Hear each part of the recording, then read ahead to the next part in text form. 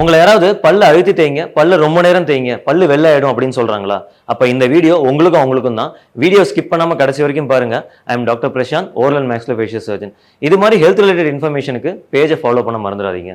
பல்ல அழுத்தி தேய்ச்சாலோ, பல்ல ரொம்ப நேரம் தேய்ச்சாலோ பல்லு வெள்ளையாகாதுங்க. அதுக்கு பதிலா உங்களோட பல்லு தேஞ்சு போய் உங்களோட பிரஷும் தேஞ்சு போகும். பல்லுல நிறைய ஸ்டெயின்ஸ் வரதுக்கும் நிறைய வாய்ப்பு இருக்கு. இது மாதிரி ஹார்ட்வேர் பிரஷிங்கை விட்டுட்டு நான் சொல்ற டெக்னிக்ஸை ஃபாலோ பண்ணுங்க. பல்லு வெள்ளையாகவும் சுத்தமாகவும் இருக்கும். யூஸ்வலா பிரஷ் சூஸ் பண்ணும்போது சாஃப்ட்லேருந்து அல்ட்ரா சாஃப்ட் பிரஷ் சூஸ் பண்ணிக்கோங்க. பல்லு தேய்க்கிறதுக்கு மினிமம் 1.5 to 2 minutes போதும். நம்ம யூஸ் பண்ற பேஸ்ட்ல ஃப்ளூரைடு இருக்காங்கிறத செக் பண்ணிக்கோங்க.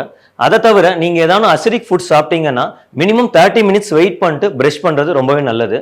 நம்ம யூஸ் பண்ற பிரஷ்ஷை 3 months ஒன்ஸ் கண்டிப்பா சேஞ்ச் பண்ணிடுங்க. இது மாதிரி யூஸ்ஃபுல் இன்ஃபர்மேஷனை உங்களோட ஃப்ரெண்ட்ஸ் அண்ட் ஃபேமிலிக்கும் ஷேர் பண்ணுங்க. தேங்க்யூ.